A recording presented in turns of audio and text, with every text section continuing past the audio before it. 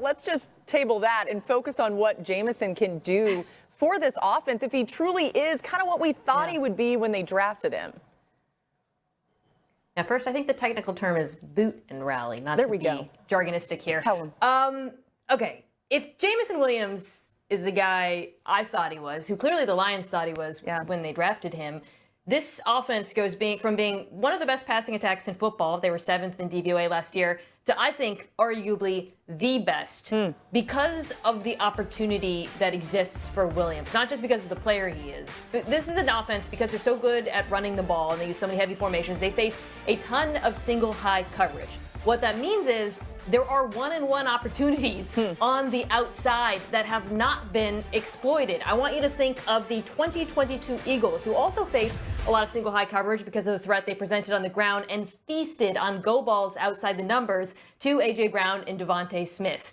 That opportunity exists for Detroit, but last year they ranked dead last in the NFL in the percentage of plays that went for over 20 air yards or more.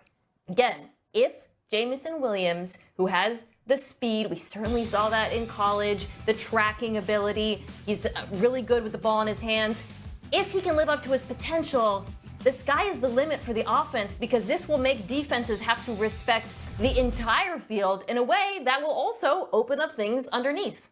Keeping in mind it's only July 25th, but if you're the Lions, you have to love looking at where you're at right now in the NFC. Look, the team that you have to go through in San Francisco, they've had a lot of situations, a lot of distractions over this offseason.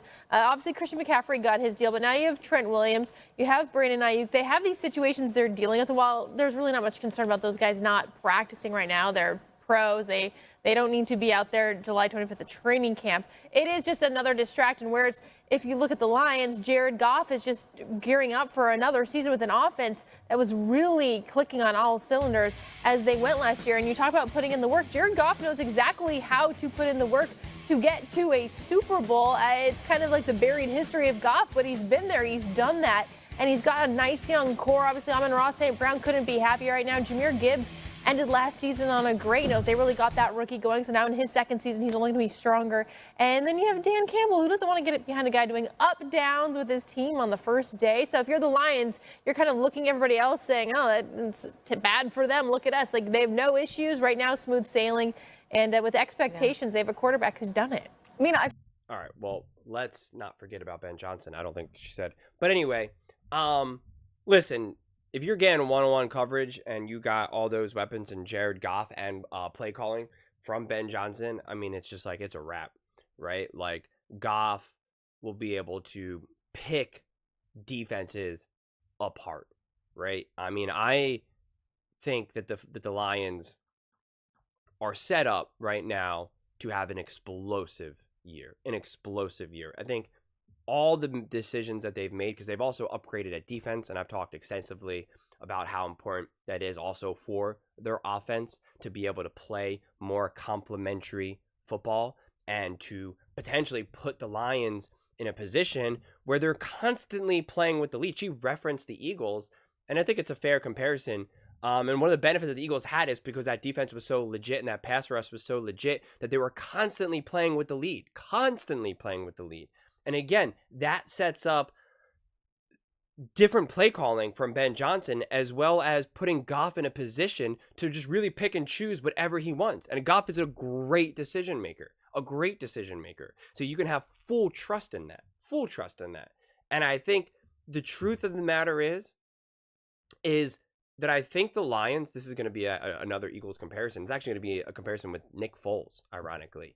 I don't even think the Lions have to be that aggressive to be that great.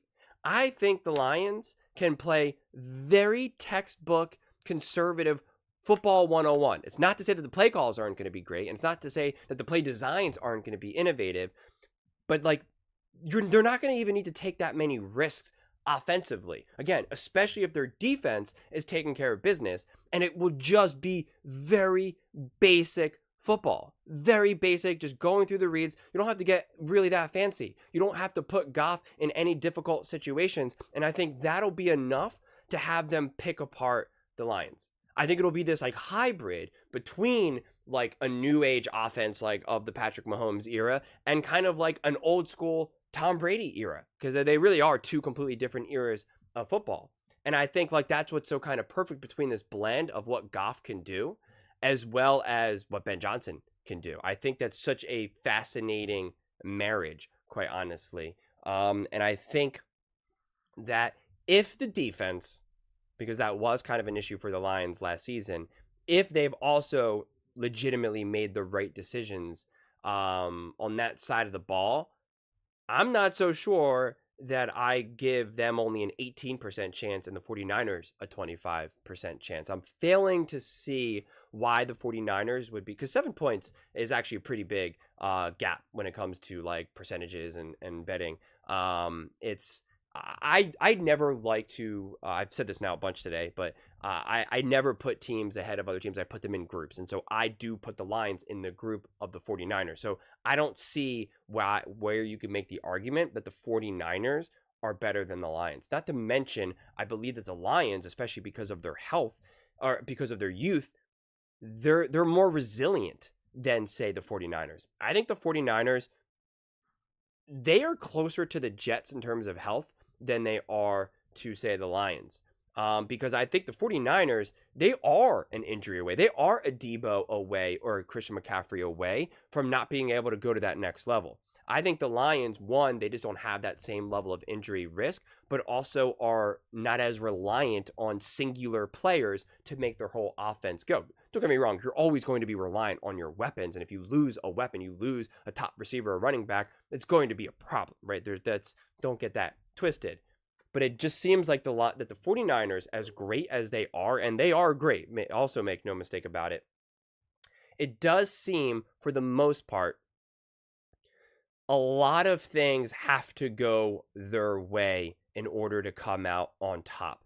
And I just think that the Lions, especially last season, proved that they don't need everything to go their way. And I do believe that the Lions kind of were better than the 49ers, or should have at the very least won the NFC Championship game. I do think that the Lions lost that game more so than the 49ers winning. But even so, they were still right there. That's kind of my point. And I believe that the Lions got better, and I don't see how the 49ers got better. The 49ers are still going to be great. They absolutely are. But I don't see how the 49ers got better.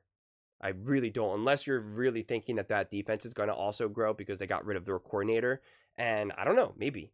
I don't think Brock Purdy is going to take this massive step forward and now just be even better, because I don't know how much better his numbers can even be, quite honestly.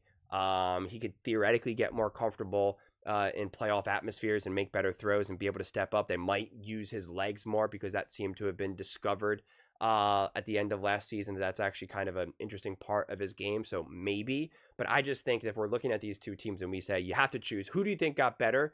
You're going to pick the Lions. And I just think that could be a difference maker. So I do get, though, that the 49ers, of course, obviously have the experience. They do have the more seasoned veterans at this point. But it's not like to say that the Lions are somehow like this super young Packers-esque team and they're still like, gee golly, what's going on here? I think they've got their experience. They've cut their teeth in the playoffs. They know what to expect. They have continuity at coaching. They have continuity with their core, the heart of their team, and then they added these other pieces. So to me, it's like you can't put them any higher. Like the Lions deserve to be at the top in terms of who's got the best chance to either make or win a Super Bowl. If you're going, you have to put them in the same category as, say, the 49ers, the Chiefs, whoever you subscribe to of the next other teams, whether it's the Ravens, the Texans, the Bengals, whoever. That's obviously totally subjective. To me, I put the Lions absolutely in the highest tier of who can win a Super Bowl, and definitely in the highest tier of who can just make a Super Bowl. If I'm a Lions fan, there's not a single team that I'm looking at that I'm like, oh, man, I don't know.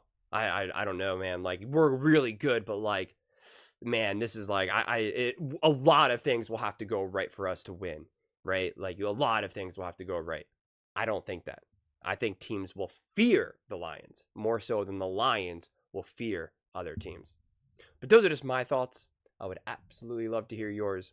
What do you guys all think about the Detroit Lions having the second best odds to make the Super Bowl? Or do you think that's too low? Do you think that's accurate? Do you think they actually legitimately did get better? Or do you think the teams like the 49ers are still just a little bit better than them? Let me know in the comments below. I read every single comment. So whether you agree with me or disagree with me, either way, let's get in some discussions. Let's get in some fights. But ultimately, let's just have some fun. And please do consider subscribing. We are building an amazing community here, and I would absolutely love to see you part of it.